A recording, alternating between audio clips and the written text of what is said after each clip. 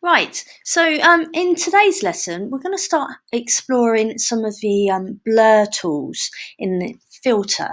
So the first thing I've got here is I've got the picture here with St Paul's, and I've just opened it in Camera Raw.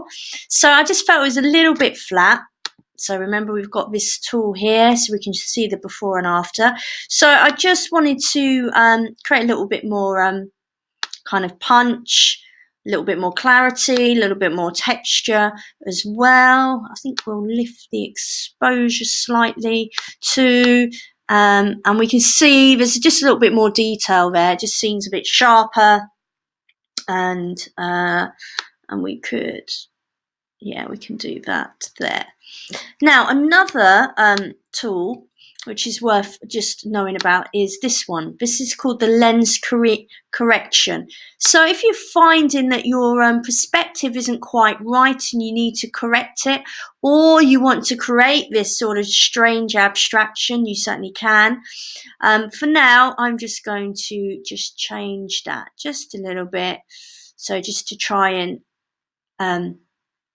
get the buildings looking a little bit more upright. Okay, so I'll okay that. Now, then I will, I'll leave that there. I won't crop it quite yet. So then I'm going to take you into filter. Now, there's a whole variety of different filters that you can use. But for this image, I want to use the tilt shift filter. So this is the tilt shift filter. And basically, it's where you select part of your image that you want in focus. So you can really emphasize where you want to lead the viewer's eye. So you can use some of these on your mobiles. I know there's lots of apps that do this, and it's quite a fun tool. So you can also, you can increase it here. You can see here, which can be really lovely. You've got symmetrical if you wish, distortion, and then you can just sort of decide how much of your picture you want in focus. So I'm going to go with that. I think I might just move that down just to get her feet in, and then move that up like so. And then when you're happy with your selection, you can just press OK. And as you see, this just takes a little moment to process. Like so. So now very much the emphasis is on this group of people here waiting to cross at the traffic lights.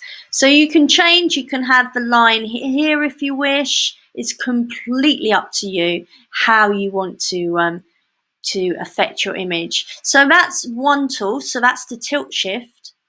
Then we've also got another filter here, and that's, again, we're in the blur gallery. This time we're going to go to the iris blur.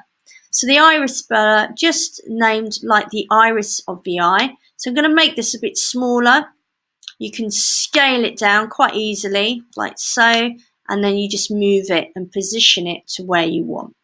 Now, you can, if you want, you can increase it just by dialing this up here. Or if you would prefer, you find it a bit easier, you can change it along here.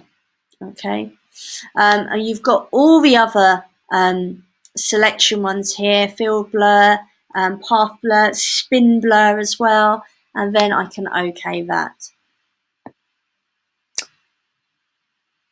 So this is a really useful tool if you want to sort of create distortions and confusion. There's a lot of photographers that do this with landscapes in particular. So here now with the boat is in focus. I'll be honest, probably it's too much, a little bit too sharp there, and the rest is a bit too blurry, but you can make it more subtle. So for today's lesson, I want you to start exploring with the blur gallery.